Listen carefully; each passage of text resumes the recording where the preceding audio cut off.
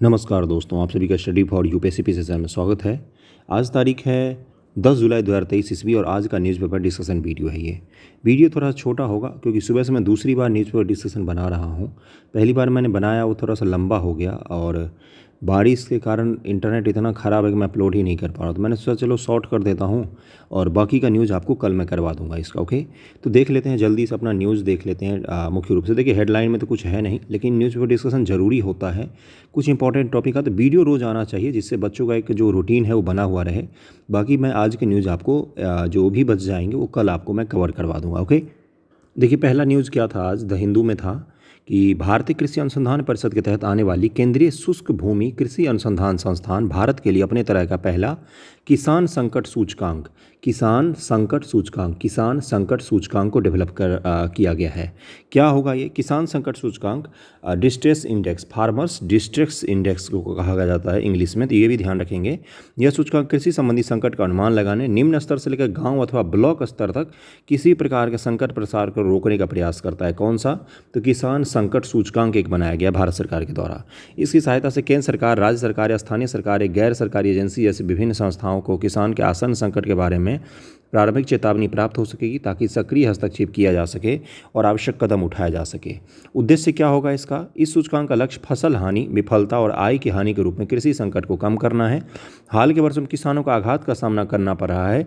चरम जलवायु घटनाओं के साथ साथ बाजार में उतार चढ़ाव, फसल मूल्यों में हुई वृद्धि, जिसके अनेक बार किसानों को आत्महत्या के लिए विवश होना पड़ता है। ये उद्देश्य था इसका कि भाई उनका जो भी संकट है उसके बारे में हम क्यों ना एक सूचकांक निकाल दें। इससे ये होगा कि हमें उसका समाधान करने में भी आसानी हो जाएगी। जब संकट पता होगा तभी तो हम लोग इसका समाधान भी निकालेंगे। आपसे एग्जामिनेशन सवाल क्या पूछेगा कि इसका बेनिफिट क्या हो सकता है। ओके, देखिए यहाँ पर क्या लिखा है कि किसानों के संकट के उदाहरणों को पहचान के लिए स्थानीय समाचार पत्र, प्लेटफॉर्म, सोशल मीडिया की पड़ताल की जाती है, जिससे ऋण चुकाने के मुद्दे, आत्महत्या, कीट का हमला, सूखा, बाढ़, प्रवासन आदि शामिल हैं। फिर इस जानकारी को छोटे क्षेत्र के किसान, सीमांत पट्टेदार किसानों के साथ टेलीफोनिक साक्षात्कार द्वारा पूर्ण किया जाता है। ये इसकी प्रक्रिया है। अब देखिए इसमें क्या है, 7 संकेतक इंडिकेटर कौन से हैं जिसके आधार पर हम संकट को नापेंगे। पहला है, इन सातों में से कोई सा भी आपसे पूछ सकता है। इन सातों को नोट डाउन कर लीजिएगा या स्क्रीनशॉट लेकर रख लीजिएगा। जोखिम का खुलासा, ऋण, अनुकूलित क्षमता, भूमि अधिग्रहण, सिंचाई सुविधाएं, समन रणनीति, तत्काल प्रतिक्रिया, सामाजिक मनोविज्ञान कारक। इन सभी 7 संकेतों के आधार पर किसी भी किसान का ब्लॉक स्तर पर क्या निकाला जाएगा कि हाँ भाई किसानों को कितना ज़्यादा संकट है या संकट कम है, और उसी हिसाब से उनको मदद भी पहुंचाई जाएगी। इसको ज़रूर ध्यान में रखिएगा। एकत्र किए गए डेटा और प्रक्रियाओं के आधार पर सूचकांक संकट के स्तर को कम करने के लिए 0 से 1 के बीच में एक मान निर्दिष्ट किया गया है, जिसमें 0 से 0.5 कम संकट होगा और 0.7 से ऊपर को गंभीर संकट माना जाएगा किसानों के लिए। यदि संकट का स्तर गंभीर है तो सूचकांक 7 संकेतकों से किसानों को संकट में सबसे अधिक योगदान देने वाले विशिष्ट घटक की पहचान करता है कि कौन सा ऐसा घटक है जिसके कारण से किसानों की क्या हो रही है, संकट बढ़ रहा है। विभिन्न एजेंसियां संकट की गंभीरता के आधार पर किसानों को आय की हानि से बचाने के लिए हस्तक्षेप कर सकती हैं। फिर भारत सरकार और राज्य सरकार या कोई प्राइवेट एजेंसी क्या करेगी, इनको संकट का समाधान भी प्रदान करेगी। तो पहला न्यूज़ तो ये था, आपको डिस्कस करके मुझे बताना था, बहुत ही इंपॉर्टेंट है। किसान संकट सूचकांक से आपसे सवाल पूछने की प्रोबेबिलिटी 90% से ज़्यादा आपके एग्जामिनेशन में पूछ सकता है। अगले टॉपिक पर चलते हैं हम लोग। देखिए एक टॉपिक है IR का और आपका GS का भी है, भारतीय रुपये का अंतर्राष्ट्रीयकरण। एक दिन और मैंने डिस्कस किया था, लेकिन ये बहुत ही ज़्यादा इंपॉर्टेंट है। उसके बाद इसमें मैं ज़्यादा नहीं पढ़ाऊँगा, मैं आपसे ये पूछ रहा हूँ कि भारतीय, इसमें मैं पढ़ाऊँगा कुछ नहीं, आपके लिए सवाल है ये, भारतीय रुपये के अंतर्राष्ट्रीयकरण के समक्ष कौन कौन सी चुनौतियाँ हैं। जैसे चीन का जो रुपया है उसका अंतर्राष्ट्रीयकरण हो रहा है, उसी प्रकार से भारत के रुपये का, जैसे डॉलर अंतर्राष्ट्रीय मुद्रा कहलाता है। अंतर्राष्ट्रीयकरण का मतलब होता है कि भारत के बाहर भी बहुत सारे देशों में चले। आपको आज कोई भारत में नेपाल का कोई करेंसी देगा तो आप क्या बोलोगे, उसको फेंक दोगे, हम क्या करेंगे लेकर, बेकार है। आपको कोई $100 का अगर करेंसी दे दे तो संभाल कर रखोगे, दौड़ोगे कि भाई इसका कहाँ पर एक्सचेंज होता है, पैसे ले लें। ये क्या कहलाता है? अंतर्राष्ट्रीयकरण कहलाती है। मुद्रा की जो वैल्यू होती है ना वो उससे बढ़ती है। तो भारतीय रुपये के अंतर्राष्ट्रीयकरण के समक्ष कौन कौन सी चुनौतियां हैं और इसके क्या क्या फ़ायदे हैं, ये ज़रा सोचिएगा। मैं आपको आज का न्यूज़ बता देता हूँ।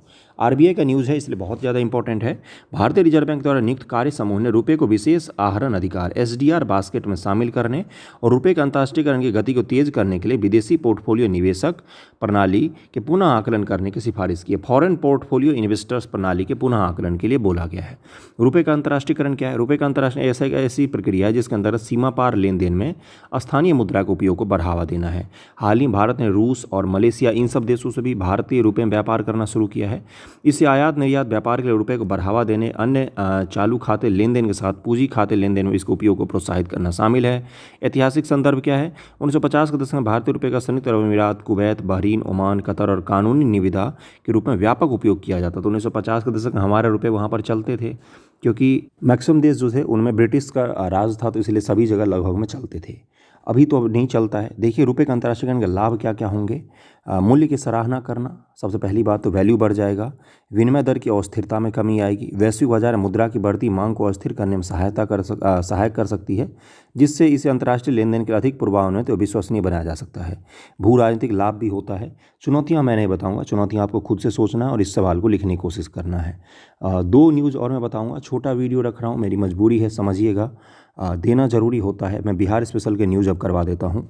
देखिए मार्च का न्यूज़ है बिहार का कि 5 मार्च 2023 को मीडिया से मिली जानकारी के अनुसार बिहार सरकार राष्ट्रीय अंतर्राष्ट्रीय खेल प्रतियोगिता में राज्य के विजेता खिलाड़ी प्रशिक्षकों को खेल पुरस्कार देने के लिए राज्य खेल पुरस्कार और सम्मान योजना बनाया गया है। राज्य में खिलाड़ियों के चयन के लिए राज्य खेल प्राधिकरण के महानिदेशक अध्यक्षता में 9 सदस्यीय चयन समिति का बनाया गया है। इस समिति के तहत इंटरनेशनल ओलंपिक कमेटी चिन्हित खेलों के अंतर्गत भारत में संचालित राष्ट्रीय खेल महासंघ, अखिल भारतीय अंतर विश्वविद्यालय स्पोर्ट और जितने भी भारत में स्पोर्ट होते हैं उनमें आयोजित खेल प्रतियोगिताओं के विजेताओं का चयन किया जाएगा, उनको पुरस्कृत किया जाएगा। मेडल विजेता खिलाड़ियों को 29 अगस्त को हर साल होने वाले राष्ट्रीय खेल दिवस पर सम्मानित भी किया जाएगा। राज्य खेल पुरस्कार और सम्मान योजना के तहत ओलंपिक खेलों में व्यक्तिगत खेल में गोल्ड मेडल जीतने वाले खिलाड़ियों को 2 करोड़, सिल्वर वाले को 1.5 करोड़ और कांस्य पदक जीतने वालों को 1 करोड़ रुपये मिलेंगे। बिहार राज्य से कोई ओलंपिक में ये सब खेल में जीतेंगे तो उनको 2 करोड़, 1 करोड़ और 1.5 करोड़ के आसपास रकम दिया जाएगा। एशियन गेम्स में गोल्ड मेडल जीतने वालों को 1.5 करोड़, सिल्वर मेडल जीतने वालों को 1 करोड़ और कांस्य पदक जीतने वाले को 75 लाख रुपये दिए जाएंगे।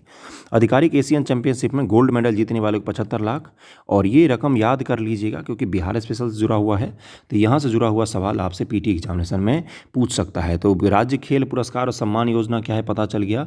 ओलंपिक, एशियन गेम, क्रिकेट, इन सब में जो खिलाड़ी सम्मिलित होंगे उनको पैसे देगी बिहार सरकार। खेल को प्रोत्साहित करने के लिए ये योजना चला रही है। अगले न्यूज़ पर चलते बिहार स्पेशल। देखिए अगला न्यूज़ जो है ये क्या है कि 23 मार्च 2023 को 28 मार्च को मीडिया से मिली जानकारी के अनुसार बिहार के नगर विकास और आवास विभाग ने 10 नए विस्तारित शहरों की प्लानिंग एरिया अथॉरिटी को अधिसूचित कर दिया है, जिनमें नवादा, मधेपुरा, भागलपुर, जहानाबाद, गोपालगंज, बांका, सोनपुर, शेखपुरा, सुपौल, अरवल शामिल है। इनको ध्यान में रखिएगा। इन शहरों को, इन सभी को क्या किया जाएगा, नए विस्तारित शहरों के प्रत्येक प्लानिंग एरिया अथॉरिटी में संबंधित जिले के डीएम और अध्यक्ष ये सब शामिल होंगे। और क्या किया जाएगा, 10 शहरों के विकास के लिए प्लानिंग एरिया अथॉरिटी को बनाया गया है बिहार में। तो इसको ज़रूर ध्यान रखिएगा। इन 10 शहरों को कम से कम ध्यान में रखिएगा।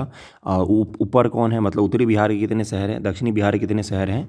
और ये जब आप बीपीएससी के लिए आंसर राइटिंग करते हैं ना, अर्बन प्लानिंग, तो उसमें भी ध्यान रखिएगा। और G20 देशों का जो शहर का मेयर होते हैं उनका बैठक कहाँ पर हुआ है, तो अहमदाबाद नामक शहर में गुजरात में हुआ है। तो ये भी आप ध्यान में रखिएगा। बिहार स्पेशल में ये 2 न्यूज़ मुझे कवर करवाना था। इसके अलावा एक और मैं न्यूज़ आपको कवर करवा देता हूँ। आर्ट एंड कल्चर से एक सवाल बीपीएससी में जरूर पूछा जाता है और कई बार वो करंट से उठाकर पूछ लिया जाता है। देखिए इस त्यौहार के बारे में मुझे बताना। और ये तेलंगाना का बहुत ही फेमस त्यौहार है। और उत्सव बोनालू ये कहाँ पर मनाया जाता है, तेलंगाना के सिकंदराबाद में पारंपरिक लोक उत्सव बोनालू के दौरान विशेष पोशाक पहनकर महाकाली मंदिर में जाते हुए श्रद्धालु हैं। तो बोनालू उत्सव कहाँ पर, किस राज्य में मनाया जाता है, तो ये तेलंगाना राज्य में मनाया जाता है। आप सभी से मैं एक बार फिर से माफ़ी मांगता हूँ, आज मैं लंबा वीडियो नहीं डाल पाया हूँ। मजबूरी है, इंटरनेट बहुत ख़राब है। दूसरी बार ये वीडियो बना रहा हूँ। कल मैं आपको डिटेल में न्यूज़पेपर एनालिसिस करवा दूंगा। थैंक यू सो मच आप सभी का।